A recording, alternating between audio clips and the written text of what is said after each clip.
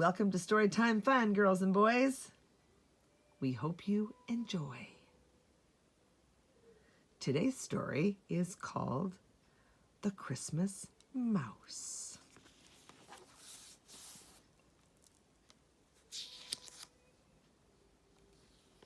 Song, Silent Night. The Christmas Mouse, written by Robin Crichton.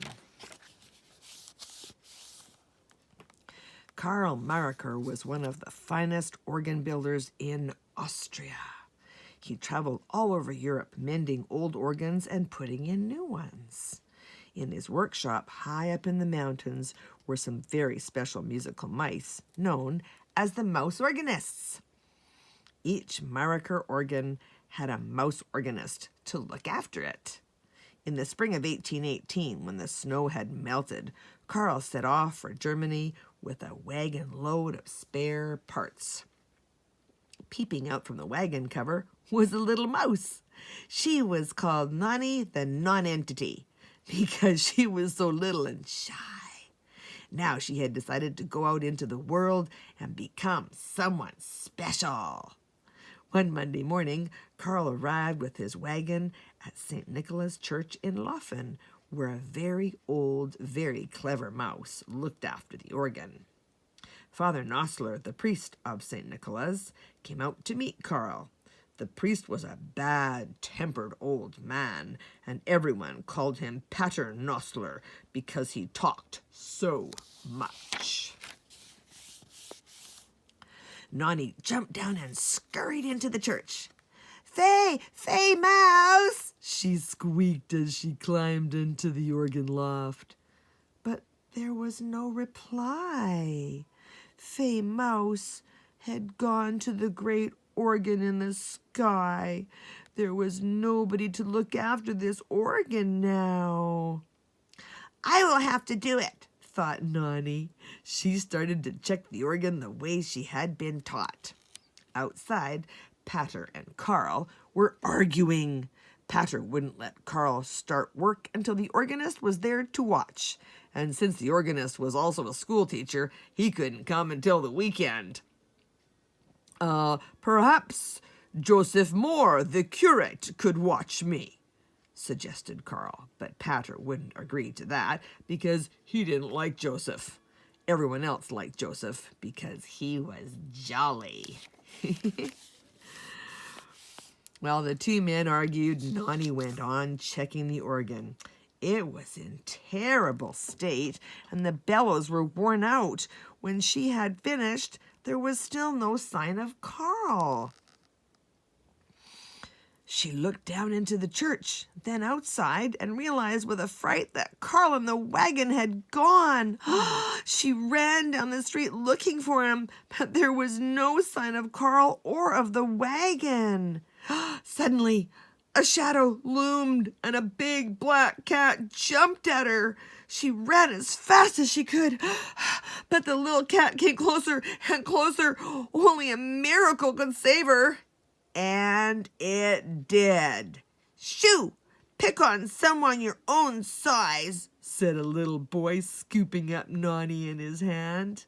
"Hello, Mouse. Are you all right?" he asked Nonny, who was too tired even to squeak. Then everything went black as she fainted. When Nonny came to, she was in a cage. She put her nose to the bars to look outside. She was in a classroom. "Father, my mouse is alive," said a voice nearby. It was Felix, the little boy who had saved her. The next minute, Nonny was surrounded by children. "Off you go! Class dismissed," said the teacher, who was also Felix's father. "The little mouse is going to live, so don't frighten her to death." Then everybody had gone except Felix and his father, Franz.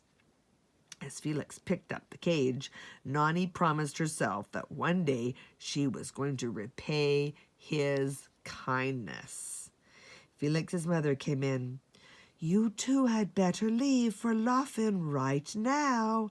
You know Pater Nossler doesn't like people to be late, she said.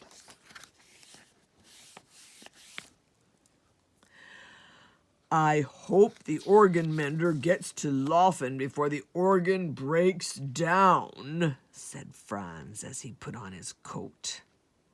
Yes, agreed Felix. I have to pump the bellows harder than I used to. Organ mender? Laufen? Bellows? The ones that were about to fall apart at St. Nicholas Church? Now it all made sense to Nonny. She ran around the cage, banging the bars. She had to get out. Let her out now. She's better, said Felix's mother. Wild creatures are happier outside. Felix took Nonny from the cage and put her in his pocket. Then he set off for Laufen with his father. When they were well on their way, Felix put Nonny down on the ground. You're free now, little mouse, he said, sad to let her go. But Nonny followed them. After all, she was a mouse organist, and her place was in the church at Laufen.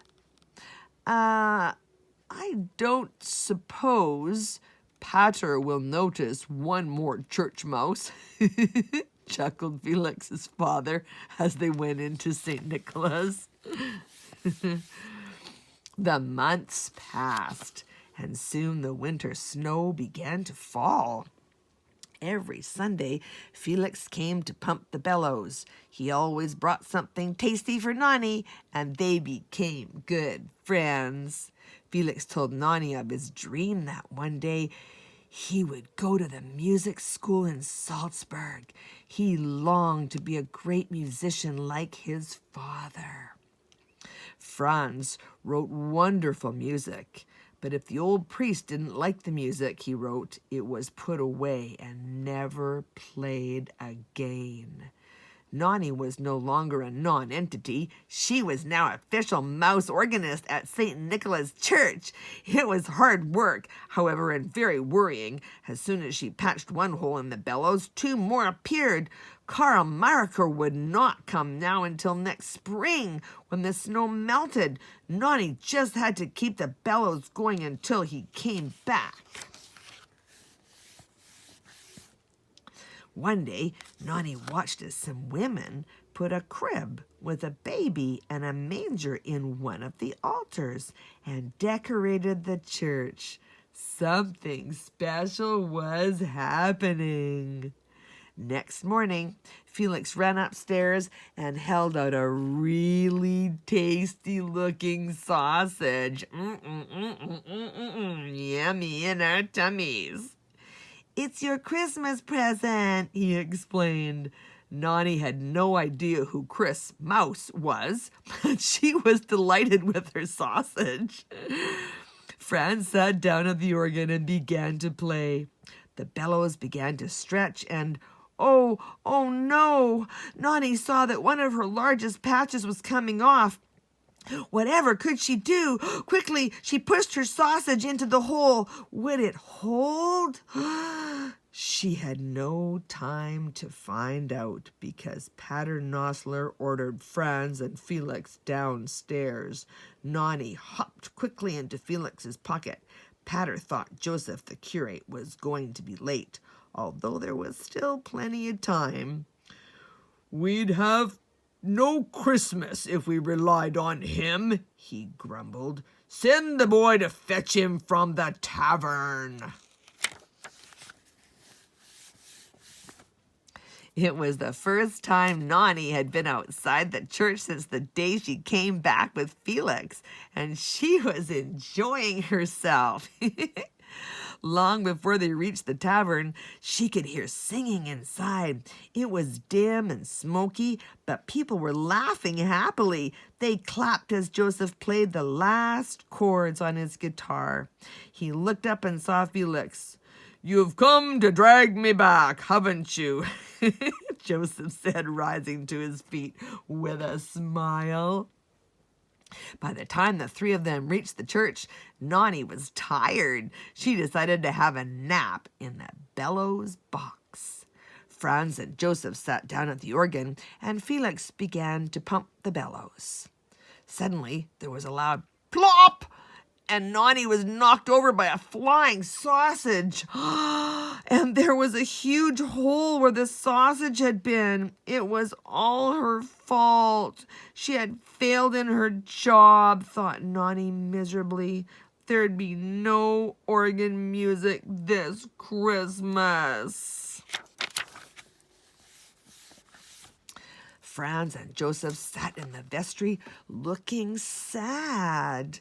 Felix was huddled in the corner with Nonny in his pocket. "How can we have Christmas without music?" said Franz. Then Nonny had an idea, but she would have to be quick. Joseph's guitar was hanging on the door. The next second there was a crash as it toppled onto the floor, followed by Nonny squeaking and running around in circles. "I think my mouse is trying to tell us something," said Felix. Joseph paid no attention as he stared thoughtfully at the guitar. "Franz, why don't we have guitar music tonight?" "A guitar in church?" Franz was astonished. "I've even got a little poem," said Joseph. "It goes, 'Still the night, holy the night, sleeps the world hid from sight. Mary and Joseph in stable bare, watch o'er the child beloved and fair, sleeping in heavenly rest.'" "It is lovely," said Franz, "but Pater Noster will never let us play a guitar in church." "Well, don't mention the guitar. Just say that we're going to sing a carol," replied Joseph. "You could write the music, then we could rehearse with the children of the choir before the service." "You know, Pater won't like it," Franz protested again. "No, but he might," and Joseph pointed up to heaven. That afternoon, it started to snow. Franz sat at the harmonium in his music room, struggling to write a tune. He couldn't get further than the first 2 lines. When Felix came in with a cup of coffee, Franz took it to the window, and the two of them gazed out. Everything was white, and they could hear the bells ringing. "Isn't it beautiful?" said Franz. But Nonny was thinking more about the time.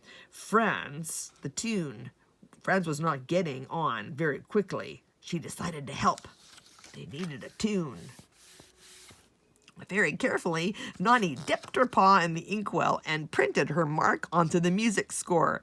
It looked quite good, so she did it again and again. Soon she had made little patterns all over the paper. Suddenly, Franz turned around and Nonny scampered off. "Oh, Felix!" Franz exclaimed. "Just look what your mouse has done." He was just about to throw the paper away when Felix cried, "Wait a minute! There's a pattern. E, E. Is that a C? Try it." "Don't be silly, Felix," said his father. But he tried the notes on the harmonium all the same. Then he played the first 4 lines together. "That's amazing!" he exclaimed. Nonny was almost as surprised as Franz when she heard her first attempt at writing music. She could hardly wait for the midnight service. It was going to be wonderful after all, even without the organ. The church glowed with the light from 100 candles when people began arriving toward midnight. Nonny watched from the organ loft as the old priest read the lesson. When it came toward the end, and it said, "And on earth peace, goodwill toward men," The children of the choir came in, led by Joseph with his guitar. Everybody looked surprised. Pater could see the choir, but not Franz and Joseph, who stood beneath his pulpit. As soon as Pater heard the guitar, he raised his hands to stop what was happening. Too late! The people were caught up in the magic of the music. Then the service was over. Pater Nosley did not wish anyone a happy Christmas. He marched straight off to the vestry and sent for Franz and Joseph. Pater Nosley was very angry. How dare you bring a guitar into my church and turn the service into a sing-song, he shouted. Joseph Moore, you are finished. And as for you, Franz Gruber, you'd better stick to organ music from now on. But we won't need you until the organ is mended. He crumpled Franz's piece of paper with the music on it into a ball, threw it into a corner, and stormed out. Joseph and Franz looked at each other sadly. Then they followed him. Felix and Nonny had been listening outside the door. Felix had tears in his eyes, and Nonny was sad too. If she'd been doing her job properly, this would never have happened. She would have to put things right. She pushed Franz's piece of music under the music chest to keep it safe until she had a plan. Time passed slowly.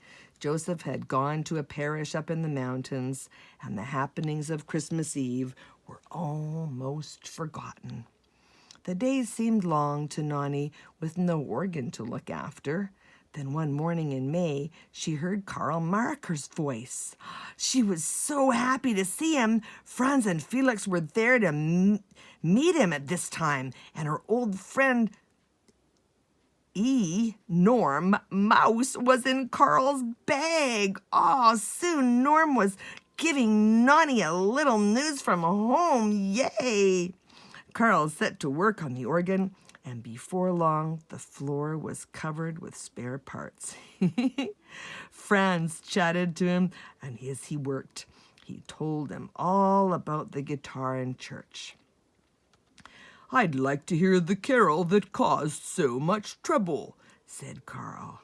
I don't think I can remember it, replied Franz. Pater threw away the piece of paper with the music on it, and I've tried to forget about it. This was the moment Nonny had been waiting for. Yay! She ran around squeaking to attract Felix's attention and then rushed downstairs toward the vestry. Felix followed her, wondering what was the matter. There was no sign of Nonny in the vestry, but suddenly a crumpled piece of paper rolled out from underneath the music chest. It was the song that Franz had written. Felix and Nonny raced back to the organ loft. Look what my mouse had found, said Felix. That is amazing, grinned Karl. He hummed the first few notes, then played the song on the organ. I like it, he said. May I have a copy of it? No, just take this one, insisted Franz. It's caused too much trouble already. Nonny couldn't believe her ears. Franz was giving away his song. Quickly she explained to Norm how important this song was. They decided there and then to make sure that all the humans in the world would hear it. When Norm arrived home, he told the other mouse organists about Franz's song. They thought long and hard and at last arranged for the song to reach a family of singers called the Rainers. The Rainers traveled to many countries, and the organ they took with them had been built by Karl Marker. And of course, they had a mouse organist, Magnanny Mouse. She was told to make sure that Silent Night was always there when the singers needed an extra song. Franz's song was sung all over Europe, in palaces, churches, concert halls, and inns. The Rainers even took it with them when they traveled to America. Other singers began to sing the song in their concerts. Everywhere it was heard, people liked it and sang it too. In their homes and wherever songs were sung, at last, Silent Night was known all over the world, as the mouse organists had hoped for. The years passed. Felix became a young man and went to study at St. Peter's Music School in Salzburg. Nani gave up her job at St. Nicholas and moved to Salzburg with him. One day, Franz came to visit them, and Felix took his father to a little music shop that he'd discovered. Suddenly, Franz exclaimed, "Goodness me!" Nani popped her head up out of Felix's pocket. "Silent Night! There in the middle of the book of songs, there it was. It was in print at last. Now it would never be forgotten." They didn't get all the notes right. And it says, "Author Anonymous," frowned Felix. Nani wondered why her name was not on it. was on it. She'd only helped a little bit. "You must write and tell them the truth, father," said Felix, but Franz shook his head. He had never had a high opinion of his own work. Nani couldn't understand why he wouldn't do anything about it. What could she do now? Then she noticed a poster near the shop door. A concert was being given by the singers called the Strassers, and Silent Night was one of the songs they were going to sing. She couldn't make Franz go to the concert, so she would just have to go herself. On the night of the concert, Nani sat under the chair of an important-looking gentleman in the front row. When the Strassers sang Silent Night, the man turned to the lady next to him. "Excuse me, madam. I am the royal chairman in Berlin," he whispered. "Do you know who wrote this little carol? It would be perfect for His Majesty's Christmas concert." I think Michael Haydn wrote it," the lady replied. "But Father Ambrosius in the music school will know. He has all of Haydn's music." Perhaps if she waited in the music school library, the royal choir master would come, thought Nani. But weeks went by and nothing happened. Then one day a letter arrived from Berlin asking about the carol. Father Ambrosius groaned. It was going to take days to look through all the music written by Michael Haydn. He would ask one of the students to do it.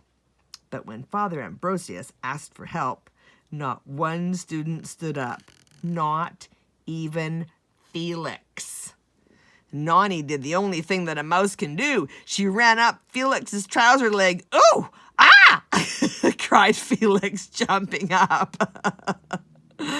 "Good. Come here, Felix," said Father Ambrosius. He handed him a rough copy of the song.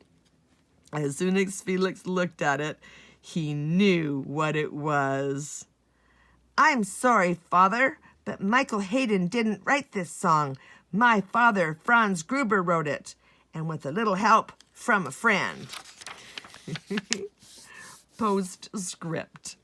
Some time later, Franz wrote to the royal choir master. He sent the music score of Silent Night and told the story of how the carol came to be written. That Christmas, the royal choir sang it for His Majesty, the King of Prussia. And it was sung every Christmas after that. Since then, The beautiful carol has been translated into over 100 different languages. On Christmas Eve during the American Civil War and again during the Great War in 1914, the soldiers on both sides sang it together, bringing peace for just a few moments. Franz Gruber and Joseph Moore became famous, and everyone forgot about miserable old Pater Nostler. Part of the town of Laufen became known as Oberndorf, and Joseph's guitar is still in the museum there. Every Christmas Eve, it is taken out and played when Silent Night is sung. This is mostly a true story, but until now, no one ever knew about Nonny, except Felix, of course. And the song Silent Night says, "Still the night, holy the night, sleeps the world hid from sight. Mary and Joseph in stable bare, watch o'er the child beloved and fair, sleeping in heavenly rest, sleeping in heavenly rest. Still the night, holy the night, shepherds first saw the light, heard resounding clear and long, far and near, the angels' song. Christ the Redeemer is here, Christ the Redeemer is here. Still the night, holy the night, Son of God, oh, how bright. Love is smiling from thy face, strikes for us now the hour of grace. Savior, since thou art born, Savior, since thou art born."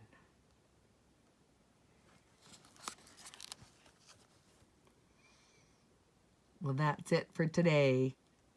We'll see you next time.